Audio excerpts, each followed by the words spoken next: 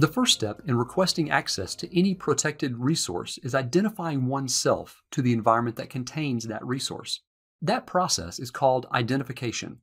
During identification, a subject, which can be a user, a device, or a service, presents a claim to be a specific identity.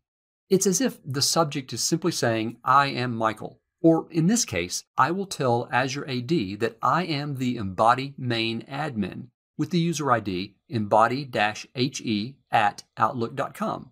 So in a web browser, I will navigate to aad.portal.azure.com.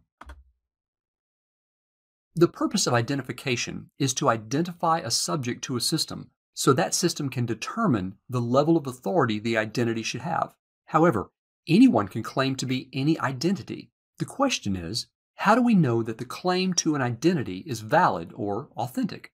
Authentication is the process of verifying an identity claim. There are many ways to carry out authentication, but by far the most common method is to use a password challenge. Once I type embody-he@outlook.com and select Next, Azure AD prompts me for an authentication response. Passwords are not very secure, but they are still in common use today. When a subject claims a certain identity, the authentication system prompts that subject for additional information, such as a password.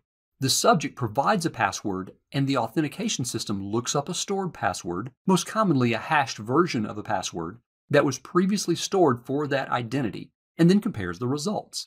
If the subject provides a password that matches what the authentication system has stored for that identity, the authentication process returns a positive result and the subject is trusted.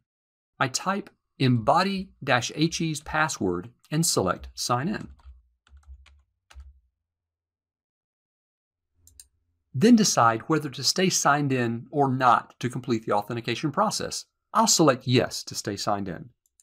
Embody requires that all users sign in by providing a valid user ID and authentication credentials to prove their identity before any access to Embody's resources is granted.